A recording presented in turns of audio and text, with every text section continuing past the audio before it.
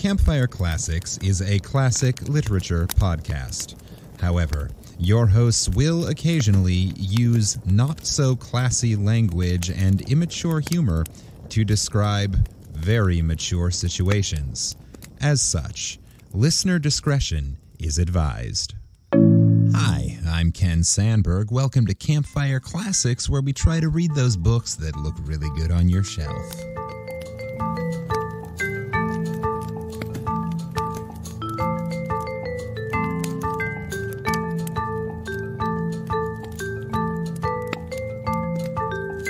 So here I am bringing you some Christmas stories for now during this little holiday hiatus.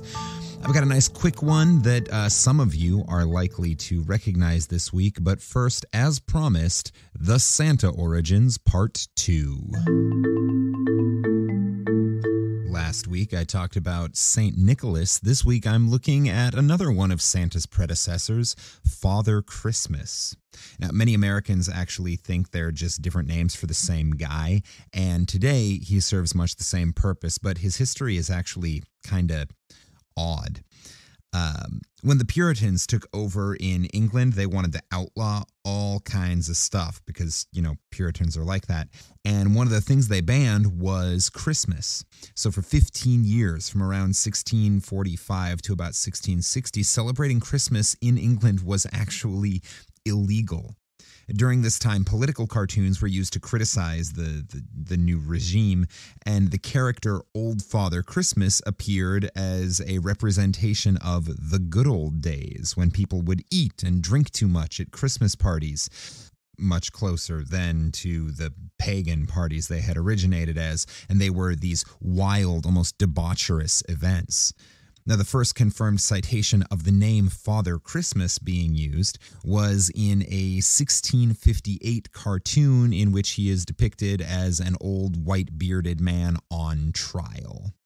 In 1660, Christmas was restored to England because the Puritans got kicked out, and for a few years, everybody was celebrating with extra gusto. But Father Christmas quickly became an outdated symbol of feasting and frivolity, still recognizable by his white beard, his long coat, usually green, but sometimes blue or white or red, and his holly crown, but he was no longer that sort of rallying point or political celebrity that he had been. Christmas was legal again, so it was a lot less exciting. Father Christmas continued to live on as a sort of stock character associated with the adult joys of Christmas, almost like Dionysus with his feasts, until the Victorian era. So he was brought back then as a literary symbol, a symbol of this sort of mythical golden era of England, hearkening back once again to the good old days, riding around on his Yule goat and cavorting with spirits. He was a symbol, again, this white-bearded wizard. Then Santa came to town. Early versions of a bearded gift giver named Santa Claus had come over from America, so by the mid-1800s, Father Christmas was sometimes being shown in a red coat and a slouchy hat, delivering presents. Sounding familiar? The first recorded letter from an English child to Father Christmas requesting presents has been dated to 1895. Santa Claus and Father Christmas continued borrowing bits of lore and costumes from each other over the next several years, and for a while both existed technically separately, but by 1915, quote, "The majority of children today do not know of any difference between our Father Christmas and the comparatively new Santa Claus, as by both wearing the same garb, they have effected a happy compromise." And today, dictionaries and other sources like Brewer's Dictionary of Phrase and Fable refer to Father Christmas as nothing more than a British name for Santa Claus. So that's just a little more background. And now, as promised, a quick one this week. First published in The Sun in 1897, written anonymously by the posthumously identified journalist Francis Church. This is There a Santa Claus? Let's start this fire. We take pleasure in answering at once and thus prominently the communication below, expressing at the same time our great gratification that its faithful author is numbered among the friends of The Sun. Dear Editor, I am 8 years old. Some of my little friends say there is no Santa Claus. Papa says if you see it in the sun, it's so. Please tell me the truth. Is there a Santa Claus? Virginia O'Hanlon, 115 West 95th Street. Virginia, your little friends are wrong. They have been affected by the skepticism of a skeptical age. They do not believe except they see. They think that nothing can be which is not comprehensible by their little minds. All minds, Virginia, whether they be men's or children's, are little.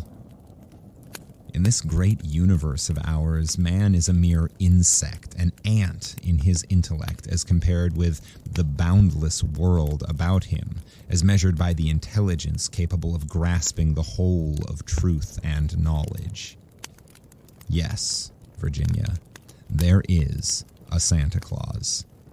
He exists as certainly as love and generosity and devotion exist, and you know that they abound and give to your life its highest beauty and joy. Alas, how dreary would the world be if there were no Santa Claus? It would be as dreary as if there were no Virginias. There would be no childlike faith, then, no poetry, no romance to make tolerable this existence. We should have no enjoyment except in sense and sight.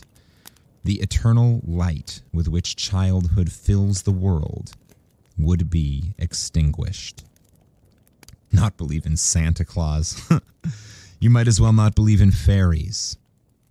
You might get your papa to hire men to watch in all the chimneys on Christmas Eve to catch Santa Claus, but even if they did not see Santa Claus coming down, what would that prove? Nobody sees Santa Claus, but that is no sign that there is no Santa Claus.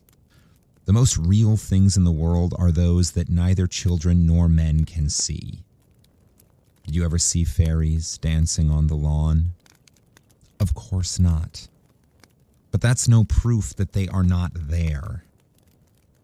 Nobody can conceive or imagine all the wonders that are unseen and unseeable in the world.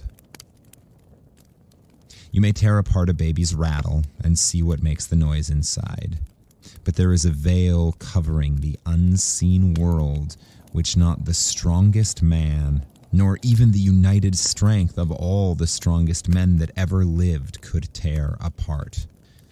Only faith, fancy, poetry, love, romance can push aside that curtain and view and picture the supernal beauty and glory beyond. Is it all real? Ah, Virginia, in all this world there is nothing else real and abiding. No Santa Claus. Thank God he lives and he lives forever. 1,000 years from now, Virginia, nay, 10 times 10,000 years from now, he will continue to make glad the heart of childhood.